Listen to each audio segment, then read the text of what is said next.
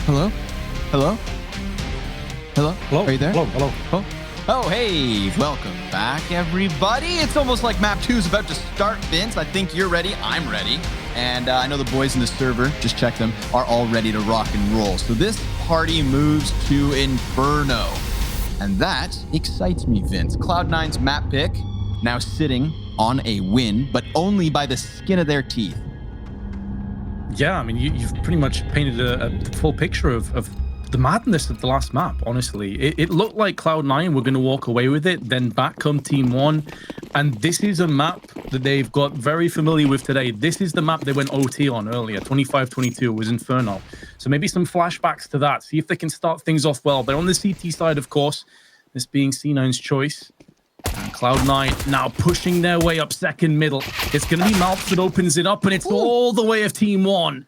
A shutout case. We saw a T-round pistol for Cloud9 on Nuke get completely swatted away. And it feels like it's more of the same, barring a miracle from Floppy, who does have control of the bomb, but now he's been spotted, runs straight into Apps, and is dealt with by Maluk convincingly. 1-0 start to the CTs.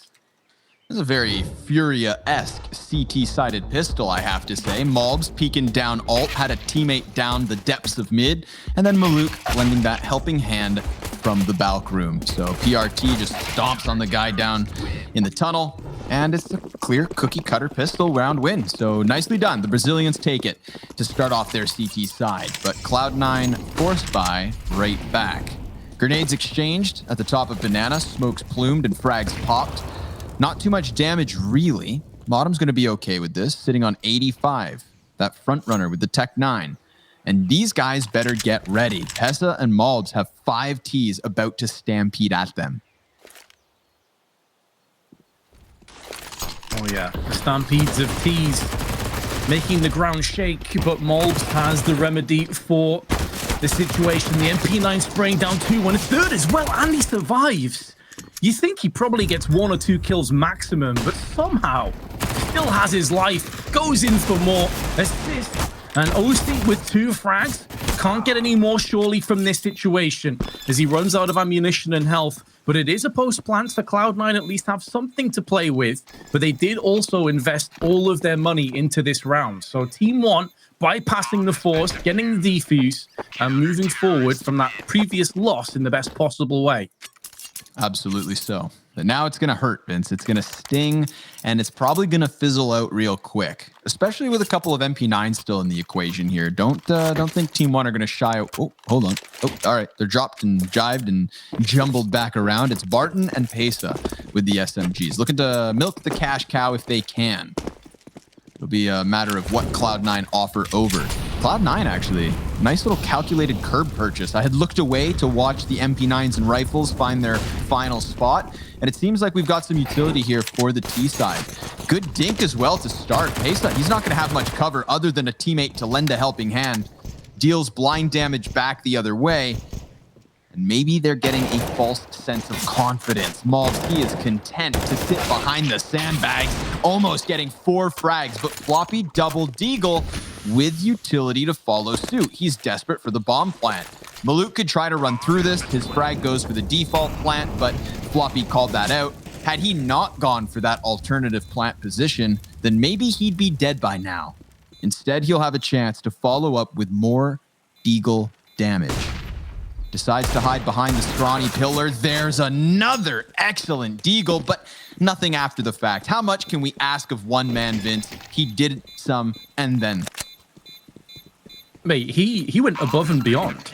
If you look at the fact that he got a couple kills out of that round, 3 kills plus a plant, but he also focused out the grenades that the remaining 2 players, PRT and Maluk, had. They threw out Molotovs, they threw out smokes, they threw out flashbangs. So that's going to be adding in a couple of $1,000 on top of the replenished weapons he's forced out from that deagle as well. And keep into account that Cloud9 only had a half buy, and you see the effects. 2 MP9s against Cloud9's full AKs and an AWP. Floppy did huge amounts of work in that round, even though they lost. Up with eyes on. Maluk's looking for it. And he's going to get an answer that he doesn't really want. JT onto the kill feed with a second frag as well. Malb's trying to take the place of his fallen comrade. Now it's just a couple of corpses. But here's PRT with a nice little peek through that mid-smoke. Catching one off guard. It's not the only A player, as Floppy's still back in apps. But Pesta, he's going to have his hands full. 3 Ts on the other side of Coffin. He cuts off the first one, doubles down onto the head of Modem, and even OC cleared. 3 frags for Pesta. That is huge, Vince. Absolutely ridiculous. Ridiculous fragging. TeamOne, again, look like they're about to get slumped over. Look like they're about to concede. And then one player just lighting it up. And you did mention this on Nuke. Even though they lost, they can stand proud that they can at least go blow for blow with Cloud9. Floppy had no right to get that kill. I was about to mention that Bartin was rummaging around the back, that he was flanking into position. And now Floppy 1v3 could cut it down to a 1v2. Wasn't far off, landing the pixel headshot. But as it stands, PRT picks up a 4th kill alongside Pace's 3. And that will be TeamOne taking a 4-0 lead. The second kill onto Modem, you know, the staggered steps of those 3 Ts, just offering him 1v1s, to be honest. And, you know, the third player didn't even want the gunfight. He tried to eject back down Banana, and it wasn't his choice to make. So a 4-0 start for TeamOne. This bodes very well for them. Force buy coming out of Cloud9 leaves them a little strapped for utility. And 1 Galil in the mix of it all. No op to counter that of Maluk. Again, because of the lackluster utility, you can't really gamble it away with the early B hit. But it doesn't look like B is in their interest. Maluk going to be pressured in a moment. Fully blinded, has to fall back. Nice flash. Then he goes in for second servings. JT is shut down. Barton, he finds Sonic. Floppy's got some sort of an answer, but the Opper reigns supreme until Modem takes to the top rope and just drops the elbow onto the throats of the 2 CTs on site. Malbs and Pesta versus 2, massive health advantage. Yeah, savage play from MOTM, loving that he uses that verticality of the box to help him out. Now Pacer goes aggressively through the flashbang, through the smoke, and MOTM is left slumped. OC trying the 1v2, and not for the first time in this map. It comes down to the 1v1 clutch, and TeamOne's hand is raised once more. 5-0, but Cloud9, they've got to be so frustrated, Scrawny, because they've had 2 or 3 golden opportunities. Absolutely so. Modem, good work to get that bomb down, but it was OC in the pit. He had a chance to cut down Pesa. It was he who got across into the site, loses his teammate, and then picks up what was needed. So excellently done there. Another very close one. Cloud9 has got to be a little frustrating, but at the same time, they know they've been in this map round after round now. A buy just as healthy as the last. Damage done down Banana thanks to the 2 frags of TeamOne. A wall bang that'll come up empty-handed, but it does allow Floppy to get ever closer to this A site. It does feel like TeamOne are playing a game of Jenga with their economy. Just one false move and it all comes crumbling down. And Cloud9 will know it. They're trying to shake the table. They're trying to cheat as much as possible in this game of cat and mouse. And they're pretty much feeling their way out of the map. They really don't have much utility left at their disposal. They had 2 smokes. One's just been tossed towards the bracket side of Library, leaving only Floppy smoke remaining. And Bartin, I thought he was going to get 2 kills, but Maluk helps him out. From the grave, Barton can have a smile on his face because his team take the player advantage one more time. And that final smoke has now been deployed out on A. But they still feel like this could be a B-centered hit. They're keeping Kessa. They're keeping Mobs over on this side. And PRT is going to lock down the bomb. JT's kill streak comes to an abrupt end. It's just the 1 frag. And now MOTM has got to try and clutch this out with 25 seconds on the clock. And he's being flanked. There's very little that you could say is going in favor of Cloud9 at this stage. And even if he can move into pit, he's going to waste so much time in doing so that the chances of clutching this are minimal at best. Maybe he can take Pacer, but Mob stops that dead in its tracks. And this unbeaten streak continues. So far, so good. PRT that entire time after getting bomb dropped on balcony was just waiting for the graveyard peak. So even as Modem got ever closer, you know, that very slim chance he would have still been hanging on to, the moment he peeks over that edge, if he thinks he has an advantage, it's predicted to perfection. TeamOne clearly giving us something to talk about here on their CT side so far. There have been close rounds, but this one shouldn't be one of those, Vince. It is just the pistols back up for Cloud9. Bare bones utility. At least they've got the Kevlar in the off chance they catch a gun and can get their paws on it. Smoke to meet the 3Ts in apps. And Barton, dangerous decision. They're going to try and barrel past. 1, 2, 3. Easy. Bomb dropped on top of it, and he's got himself the 4K in the anti-eco. That one looks clean. Yeah, it looks a bit awkward for Cloud9, doesn't it? No one checking that tight angle, maybe anticipating a flashbang on their approach, and they wanted to be focusing their attention elsewhere. But, of course, it was always a bit of a roll of the dice when you just have pistols up against a fully stacked TeamOne. The great news, though, is that's the first time in this entire match where TeamOne have survived with more than 3 players alive, barring the pistol. So that's going to be great for their economy, which was still a little bit suspect. Now they're going to be playing aggressively, though. It seems like Cloud9 have had enough. They've had enough of this toing and froing. They want to grab this game by the balls. They want to try and impose their will on this B site. And so far, it's been working out for them. Pacer, while flashbang, dispatching of MOTM, but the T's are still spilling out onto the pool, which is overflowing now with bloodshed. They're going to look for that plant, and Pacer still has to bide his time, wait for the troops to arrive. Martin wary of somebody taking to the high road, but not the case for now. Man advantage in a post plant. We've seen post plants from Cloud9, but I don't think too many man advantages to go with it. And it's a delicious dish when you have that perfect melange. 4 versus 2, all too easy, Vince. They're going to hold this one down, and now we have it. 8 rounds deep into the game. Cloud9 get their footing on the B site with an advantage, long enough to lock it down. 7 rounds to 1. But we saw back and forth affairs all across Nuke to both of these teams' favors. Why not now again?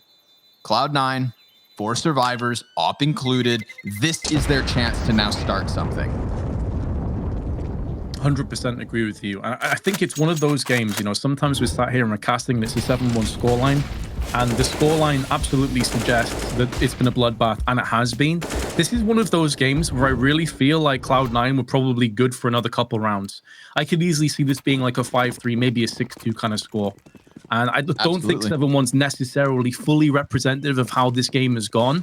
And that's reflected in the economy. Cloud9 win 1 round.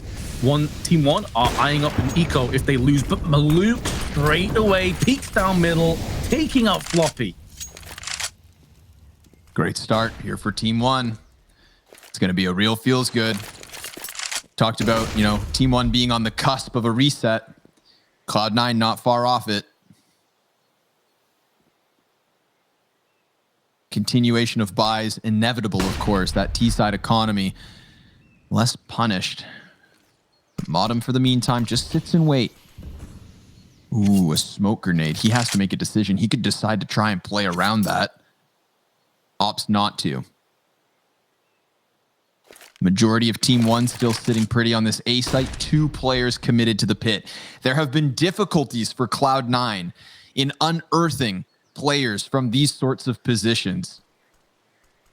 Barton has done a great job of buying time, being patient, and hitting the heads when he needs to. There are mollies, though. Molotovs could screw over these pit players. 35 seconds, and Barton, he's got a little bit of an angle. That smoke's going to prevent him from being mollied. So I take back what I said. The utility's not going to be enough. They need frags, and it's Barton to pick up the first one. Here on this A site, they hold strong. PRT with a kill of his own, gets his second. Sonic with just the 1. That is all they get. 1 round, Vince. 1 kill, Vince. There's not much here for Cloud9. No, there's not much here for Sonic either, and he was one of their instrumental players on Nuke. He was one of the players that was going huge. He was having these double spray downs in really integral, important rounds, albeit mainly on the CT side. But he was also super instrumental on their T side, their entry fragging. So him having a bit of an off game here and not really turning up just yet is having a big impact on Cloud9, and that's going to have to change. And take nothing away from TeamOne. They're doing a great job of neutralizing him, of effectively countering any of his prowess and potential. But this time, Cloud9, where did their one round come from? It was a fast B hit, and that's what they're going back to again. All their players stacked in here. They got plenty of utility for a set piece. TeamOne haven't tried to take banana control. No early fights with incendiaries or HEs. And now Cloud9 gonna press forward. They're gonna have the flank from MOTM with the MAC-10 in hand. Needs to try and capitalize as Mobs and Pacer have both picked up frags. He needs to go down quickly for Cloud9, and indeed he shall, but a lot of damage has been put down in the process. All 3 players are weak. What? Maluk tries to push through smoke off of that flashbang. They had man advantage. They're going to keep up this pressure. Incredible! Barton, the headshot transfer connects. OC up next with 50 health left over. They're going to go ahead and extinguish the molly, and now the job gets all the harder. He has to find the lineup, hits the legs of PRT, but Barton sticks the bomb. And despite OC's best effort, TeamOne keeps this rolling. I thought Maluk had thrown that round when he pushed the smoke. I really did. You and me both, bro. The only thing I could assume is that TeamOne thought, surely they won't anticipate us to do it twice, right? 2v3, they're not going to think we'll push it again. And so I think it was Floppy was stuck on the bomb, and he basically just got fragged. There was a second player in the dark spot, and then OC was stuck on banana. So just that ruthless aggression. But those are the kind of plays that you can justify and facilitate when you're leading 8-1 at the time with a potential of a 9-1 lead. It's like, why the hell not go for a Hail Mary? Why the hell not go for a really aggressive play? We're feeling good. We're feeling confident. We have plenty of around the buffer. Like, we can go for this. Yep. And so Cloud9, man, they just can't get settled. They're just being pushed so hard. You are spot on, Vince. That's what you are afforded when you have a commandeering lead. So let's see how much more wild antics are in store for us. Maluk with early eyes down mid. Now, we talked about the heads-up fight between him and OC on Nuke. And as much as I would agree with both Potter and Maui Snake that TeamOne seemed like they were in control for the majority of that map despite losing it, I would say the op duel was handedly in the favor of OC. Not the case here on Inferno. Maluk's turning it around. A consistency in this A setup. A thorn in the side of short. Cloud9 foregoing mid for the moment. It's just Floppy trying to make a bit of a ruckus. Trying to cause concern. Keep those 3 CTs on A as they look to sink teeth into B. OC gets the headshot.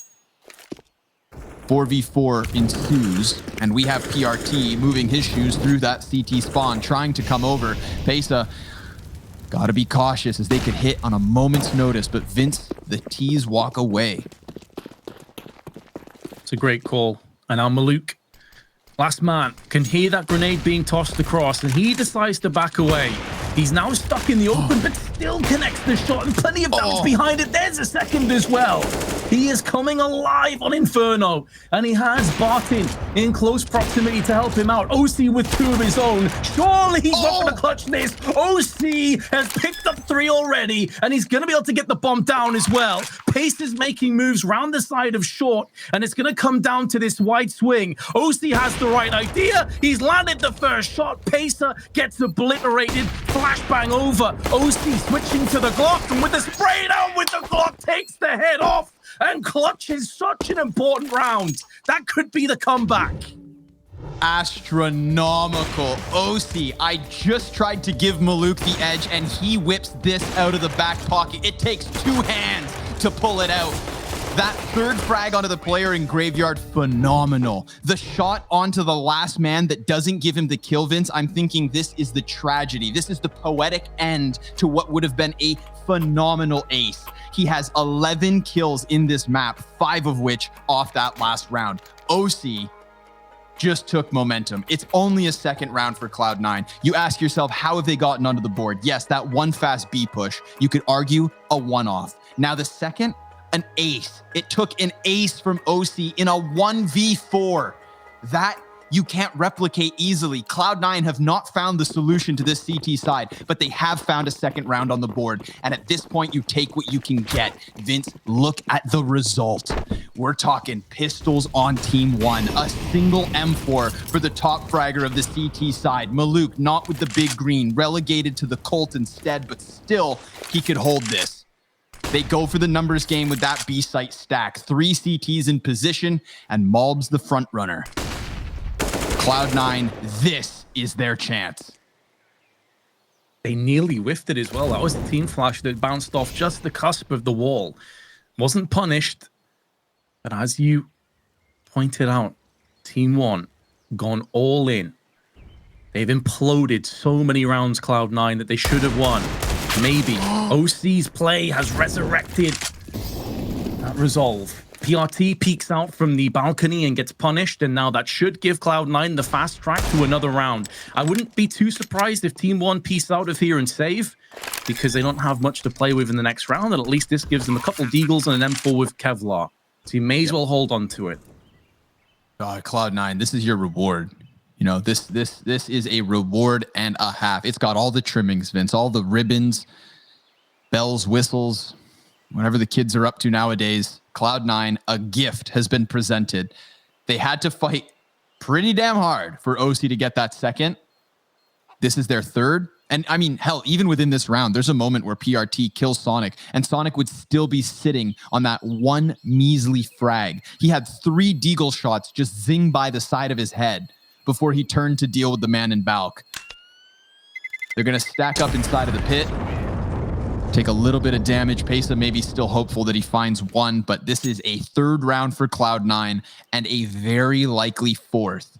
It's not pretty, Vince, but it's enough of a T side that we still have to believe that they could claw this back. There is no reason that Cloud9 couldn't still finish this half with 6. And when you consider how lopsided it once was, my God, Maluk on the M4 again. As seen in the last round, and like you mentioned, those 2 other survivors have the Deagles. Nothing else invested for the 2 that died. TeamOne should lose this round just like they did the last. The operative word, of course, being should, because TeamOne, they'll have a couple of things to say about that. A couple of curveballs maybe to toss the way of Cloud9. Good smoke deployed onto coffins and a flashbang and a force pacer away. Deagle, not necessarily the kind of weapon that you can feasibly spray through the smoke with. And it is drawing out some CTs. In rounds like this, when you have a lack of firepower and utility, and no kits for a retake, you have to gamble stack. I completely understand why TeamOne have done this. And again, if things don't work out and the A site gets hit, you can try and save this M4 and keep it ticking forward again. Molotovs being tossed out onto quad. They're going to be just making sure that all these angles are being dealt with accordingly for Cloud9. And even though the bomb is dropped down middle, they can easily retrieve that. The thing that worries me a little bit from Cloud9's perspective is they have 2 players very aggressively at the top of Banana. And that suggests to me, Scrawny, they may try and pivot off that later on in the round. I think it really boils down to how much these A players are willing to risk. If that bomb was still floating bottom mid, I'd be a little bit more scared. But luckily, they're going to feel out B with Modem and then head into that A site when they realize this one's stacked. He gets the first kill as he takes his time here. Modem still going inwards. Going to look to clamp down on it all. And now that's the confirmation they need. 15 seconds left. And it's not even as though there's one player in the darkest of corners here at A. A 4th round for Cloud9, guaranteed. I know this is going to sound like a strange statement, but I actually consider this round a success for TeamOne. They just got a second assault rifle, and it's an AK. And they came into this with basically nothing apart from what they'd saved. So it's almost a round where you're not expecting to get anything, but you come out of this with 2 assault rifles, including an AK, and now you can get a really solid buy and try and move towards an 11-4 half.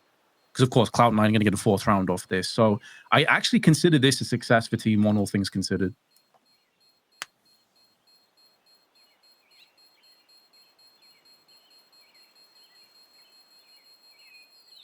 Question will be, what's the rest of the buy look like? I really enjoyed Maluk turning around the op game here on Inferno. A stark contrast to what we were given on Nuke. That M4 can be thrown over, and nobody's rich enough for an op. So the big green will only be seen on OC.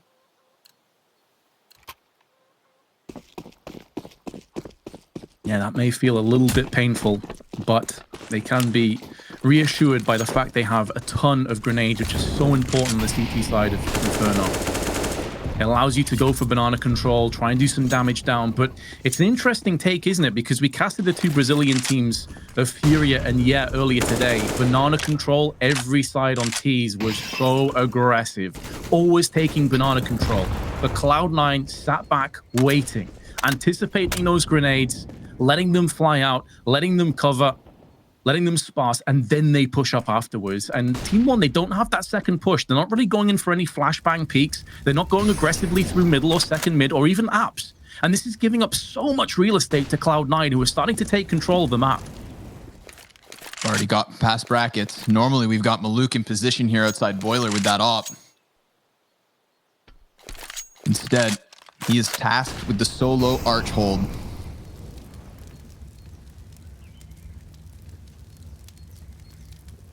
Molly burns, Cubby's clear. Flash will find his eyes. 45 seconds left.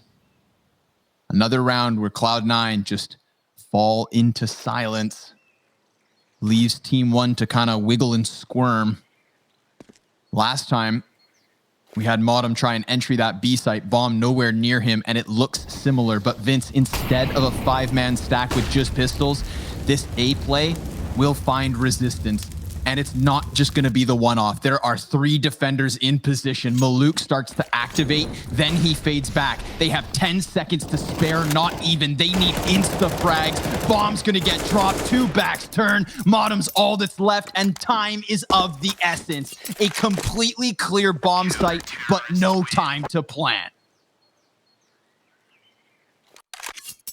They had so much control of that map, Scrawny. I want to say around 1 minute 10, they had top middle control, top banana control. We're kind of discussing this amongst ourselves. And then they sat there and did basically nothing. Yep. And I've got to give a lot of credit to TeamOne. They didn't get desperate. They didn't throw out their nades too early. They waited. They anticipated it could be a slow push, a slow play, and they make the most of it with well-timed smokes on especially B. But I can't help but feel that Cloud9, they let that round slip away again. That's a bit of a rude mistake. I think they're going to go back and watch that round and be disappointed how it ended up. Modem, though, he's got a chance. He just slides into that second frag. Now the pressure's all on Mobs. Deep Molotov to force the T's back ever so slightly. And they have to make a decision. Do they take a chance and move that second piece off of the A site, or is Mobs going to do it on his own? Floppy, he could fall to Barton, who gets aggressive, catching him off. T's, they're going to have that mid control, but where do they go from this? Barton, he's dropped back into the pit. He's going to go for the peak, and it's not the opper post that he finds the headshot versus Sonic. Barton, the one-man army, 12 and 6 on this A site, looking for more, but those sprays go amiss, and JT claws this back. It's even keel with a bomb plant in the depths of this A site. OC inside of pit. We want to talk about Maluk. OC's also given highlights, and he's going to miss that first shot. Now they're both trying to peek. They're both trying to pinch him into this position. He decides to play off of the side of the smoke, and these CTs are stacked on top of each other. He misses his chance at the kill. It's all on JT, trades it, hides behind box, and PRT gives chase. That's an 11th round for TeamOne. And that is a beautiful half of Counter-Strike. Ladies and gentlemen, we'll see you for the second half after this short break.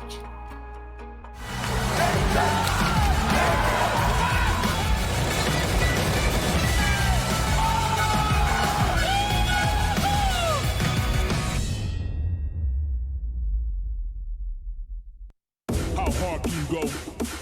How hard can you go? How hard can you go? How hard can you go? How hard can you go?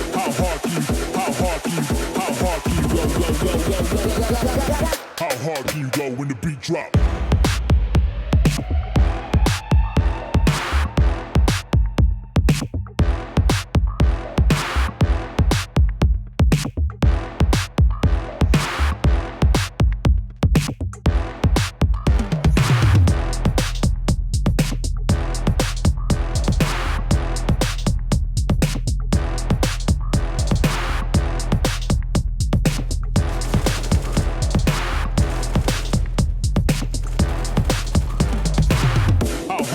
go?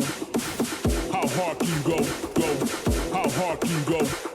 How hard can you go? How hard can you? How hard can you? How hard can you? How hard can you go? When the beat drop.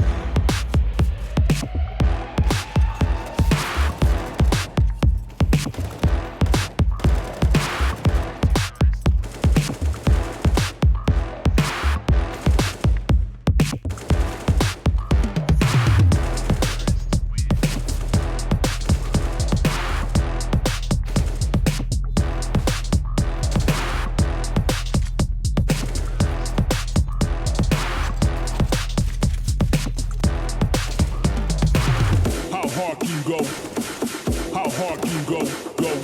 How hard can you go? How hard can you go? How hard can you? How hard can you? How hard can you? How hard can you go?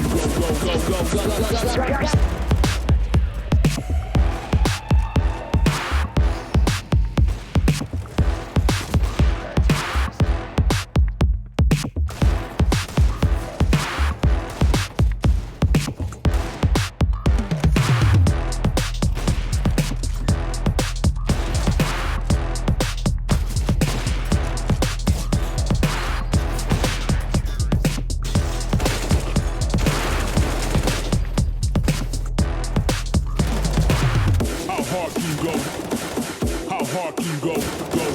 How hard can you go? How hard can you go?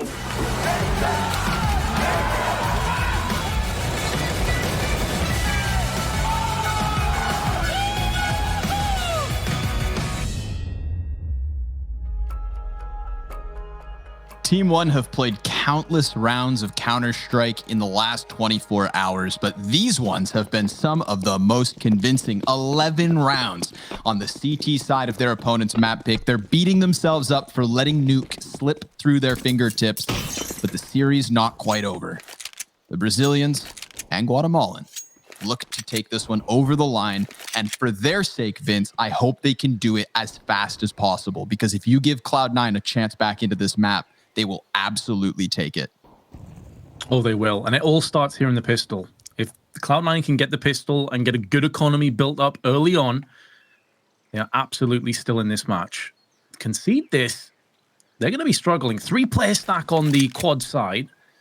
2 remaining players, JT one of them, over on B, but now the floodgates have opened and OC comes out with 2 USP frags before he goes down. PRT is going to be his assailant, and that's going to be a post plant. They do have a kit in the hands of JT and a flashbang on top of it, and joined alongside Sonic, who did have a bit of a rough go of it in that first half, only 3 kills to his name. He'll be hoping that he can pick up each and every one of these remaining Ts, but he goes down without much of a fight. JT, last man standing, has already chipped in for 1, knows one player's graveyard and the other one's mini pit. Can he put that USP to use? No. Bartin takes him off the equation, and TeamOne take the second pistol. 12 rounds to 4 and a bye that will favor them. The force in seems to be the only option for Cloud9, I want to say. What's up with Cloud9 and losing their map picks, Vince? I need answers. MP9 and a scout? Excuse me, I say that like it's over. There's still a chance. A wild, thin chance, of course, but a chance nonetheless. It just seems like TeamOne, they're not going to go down without a fight. They bested them in the BO1 yesterday on Nuke. Cloud9 barely got revenge. And to think, this could have just straight up been the 2-0 from TeamOne. But they're going to have to fight tooth and nail to get all the way over the line here. Barton hopeful that he finds one with a little bit of smoke spam, but that's ambitious. CTs sit pretty in sight. The majority still over towards the B bomb site, but minute on the clock. Plenty of time here. Floppy, he's going to get close, and it seems like Cloud9 are getting adventurous. Floppy, he tries to swing wide, and Sonic, good job on the trade frag, but Malbs gets one better. Did they anticipate the third? It's JT on the Deeg, and oh, the headshot connects. A 13th round for TeamOne, and what feels like an inevitable step closer to that third map, Vince. Yeah, one giant leap if you are on TeamOne. Dealing with this force spy, dealing with these players very easily. And there's a couple of good ideas from Cloud9. I like the wide swing into banana after the scout tag. You can see what they were looking for. There's a few players lined up. They could trip over each other, and it could potentially be a spray down, but didn't quite work out for them.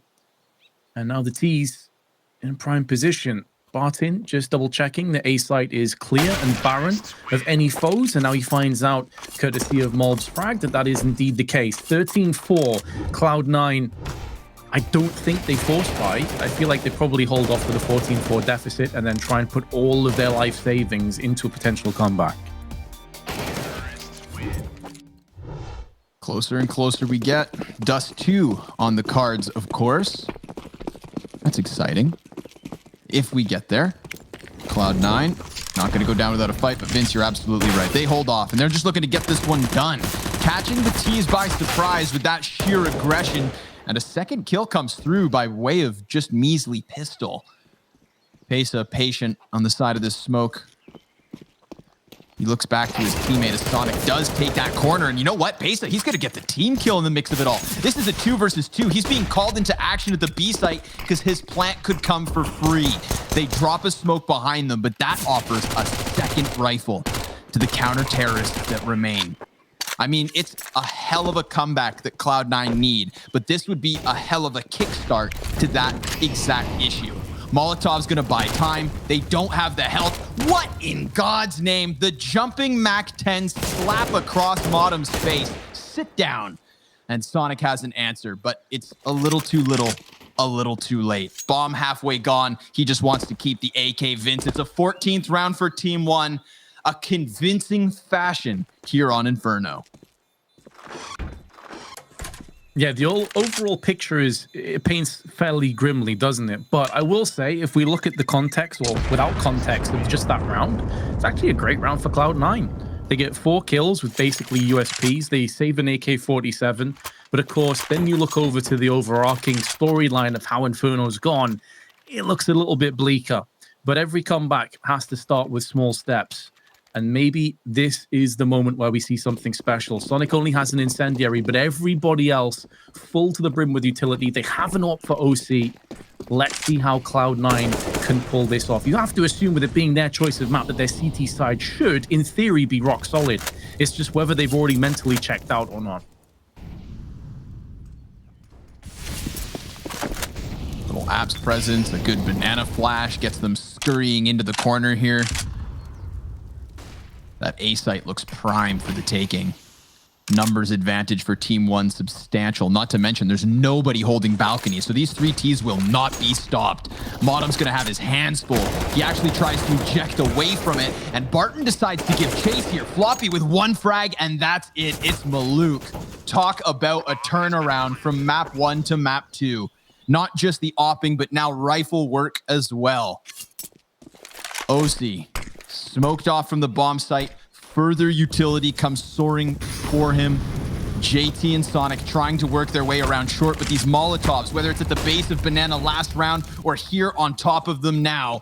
That bomb is planted in the open, but the 2 Ts inside of Pit look to lock it down. Pesa, his position unknown, pops up, drops JT. Now that bomb's been smoked off and they're desperate for the defuse. It's all on OC. He's taking damage. It's so close, but Pesa says no, and Team1 take 15. And with 15, surely that will become the map. There is going to be another tactical timeout. I can appreciate that Cloud9 haven't fully given this one up yet. They're still going to dig their heels in and try and battle their way back brick by brick, blow by blow. But Team1 have looked sublime. And when you think that the next map is Dust 2 here, Scrawny, what a time for your AWPer to peak. Performance-wise, like he has an off game for Nuke, fair enough, whatever, but he's starting to hit his stride with Dust 2 just around the corner. That's huge.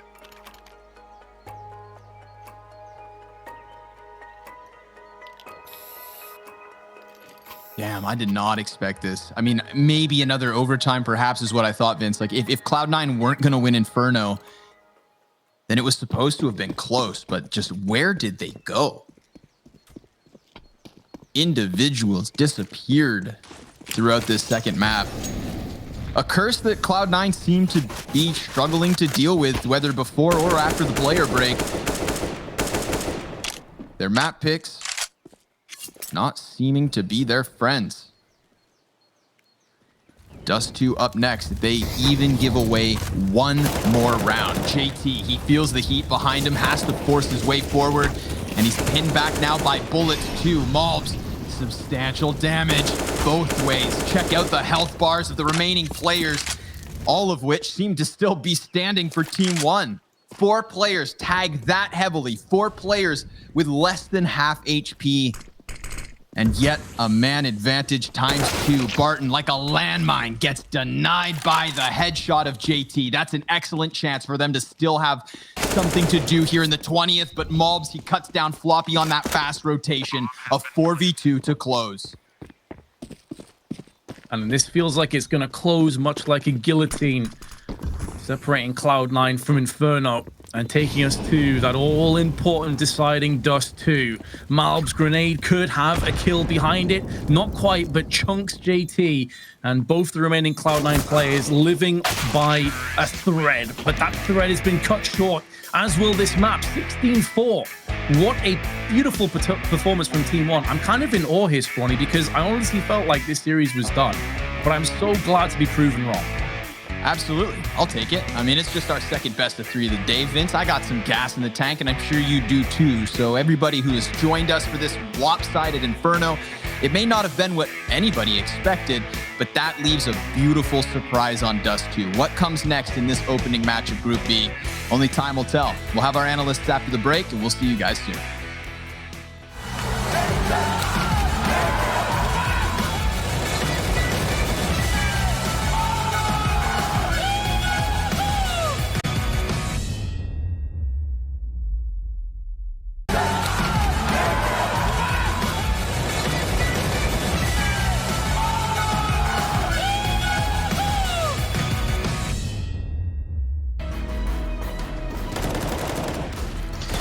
Wow, on Inferno, we can count all of the rounds that Cloud9 won on one hand. Would you look at that? 16-4. Fortunately for them, that's not going to be the end of the series. They're going to be looking forward to settling this one on Dust 2. Meanwhile, TeamOne stays alive, and more so than does just that. They actually have carved themselves a path to making this an interesting series and taking the fight to Cloud9. So, welcome back to the DreamHack Open Summer 2020, everybody. My name's Trace. Alongside of me are Maui and Potter, and we're ready to talk about the game. But moreover, we're ready to talk about why this was such a lopsided affair and where in the hell did Cloud9 go? Yeah, this is not a good look for Cloud9 on their map pick especially. Felt like TeamOne just had all of the answers to Cloud9's playstyle here. Yeah, for sure. And of course it helps when Maluk, the AW peer for this TeamOne side of things, is able to find so many opening kills on the CT side of things. He kind of gave them enough cushion to make these rounds a little bit easier for themselves. And that's kind of what we saw. Maluk, he was super clutch. Super clutch, which is just a cut above clutch. What do you think, Maui? Is that a new thing we could start doing around here or what? Yeah, he was super clutch. He was an important player, and TeamOne, they really held their nerve throughout this game thus far. Well, let's talk a little bit about, or maybe just go a little bit further in depth there, because Maui, I don't feel like you've given enough of an explanation. So how about a stats helix? How about that? Yeah, I'll jump into that. All right. Meat and potatoes. The meaty potatoes. All right, so here we go. So this is a round that Cloud9 had a lot of control on, and it was a little bit indicative and kind of told a greater picture. So basically at 40 seconds left on the clock, Cloud9 has bracket control and they had banana control. JT was there at banana, MOTM and the rest of the gang are here at bracket. And let's just see how this develops. It's actually a little bit anticlimactic because they're kind of wondering where do they want to go. OC is looking to set up JT here. I'm going to skip ahead just a little bit. And okay, maybe that was too far. But JT runs into B solo, dies, and then they try to go for this split onto this A bomb site. But everybody from TeamOne is still in position, and the smokes aren't really in position. And you can see MOTM, he came up late, but look at the time on the clock. 6 seconds left. The bomb is here at the porch position. He can't get it in time, and because of that, he can't win the round. Neither can his team. And I think that Cloud9 in this game ran a few too many defaults that didn't really lead to anything in particular. We can see now as they run up here, it's not a bad hit by any means. It's just with so little time, and it's not as flushed out as I would say most of the Cloud9 execs that I'm used to seeing are. It's a little late. MOTM, he's supposed to be on the split, but he comes up so late. And it felt like JT and the rest of the Cloud9 gang, they might be trying something new where they're really focusing more on their default as opposed to their set plays, because that's kind of what was indicative and a trademark style of their play as they were coming up. It's how they upset some of the teams in that first ESL Pro League. It's because they had a lot of set plays and teams weren't ready for that. And this time around, they're falling flat with maybe a little bit too default-centric of a style. So would we say that what we just saw there on the stats helix is a testament to Cloud9 looking sloppy? Christine, what do you think? Yeah, we gotta say it is sloppy, and I don't mean to rhyme here, but I'm looking straight at Floppy, Floppy. right? I'm Yeah. getting Floppy, right? Floppy, he's the man usually that we're always talking about having those big rounds, but he's been fairly quiet, and I gotta call out OC as well because he was so clutch. He had some incredible moments, but his entries, his duels, 0 for 0 across both maps, it's not quite enough. And to Maui's point as well, Cloud9 slowing things down. I think this has to do with allowing OC to potentially find those opening kills. I know that Cloud9 in the past in their interviews have mentioned that they want to get OC as involved as they can, more involved even so. And this series so far, he's been a little bit quiet. Yes. In the opening kills. Well, I unfortunately have to quiet you both. And yes, Okay. in opening kills, we made sure we got that in there too. We made sure we didn't cut your mic for that one. We're going to Dust 2, and I just want to look at you both real quick and just, a thumbs up, thumbs down, sort of who's winning it right here on this third map. One, is it going to be Team1? Is it going to be Cloud9? I'll stick with Cloud9. I'm also actually going to stick with Cloud9. I think that 29% win rate is a little bit deceiving. The competition that Cloud9 have faced up against is the top tier in NA, and those matches have been close. We're seeing 16-13s, 16-14s, OTs. So it's a little bit deceiving. Yeah. I still have to have faith in Cloud9 here. Of course. Because if you don't have faith in Cloud9, what do you really have faith in after all? We're going to go to a break. We're going to come back, and we're going to jump into it with our commentators over there on Dust 2 to settle the score between TeamOne and Cloud9 right here for the DreamHack Open Summer 2020.